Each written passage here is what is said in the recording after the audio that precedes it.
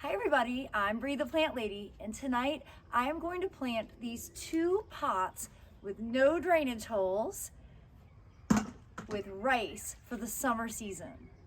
Now, rice is one of my favorite plants to grow in a container right on the driveway on the concrete because it thrives with the heat and it looks beautiful and really looks like an ornamental grass all summer long.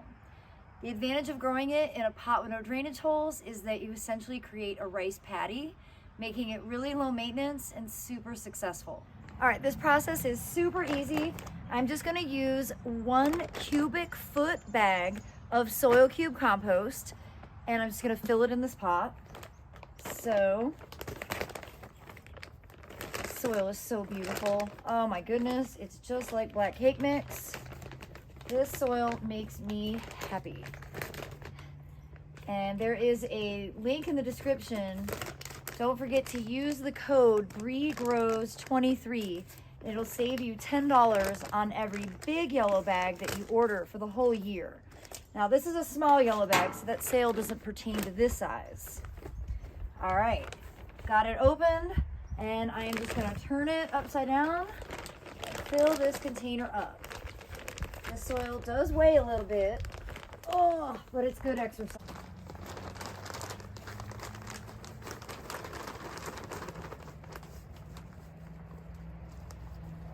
From experience, I know that 1 of these bags is the perfect amount for this size pot. Okay, now for the fun part, scattering the seeds.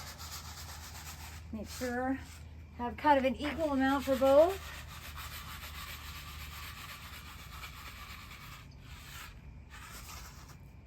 All right, and then you just kind of work those seeds into the soil. So once you have the seed on the surface, you're just gonna take your hand and kind of rough it up into the top layer of the soil, and then you can water it in lightly.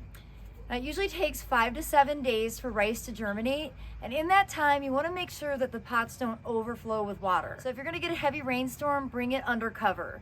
I've got a porch right here, but if we end up getting any significant storms in the forecast, we'll probably just carry these up.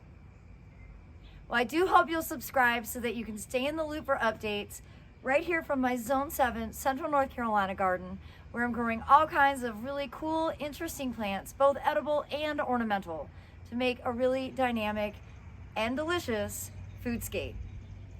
Thanks so much for watching, everybody. Happy gardening.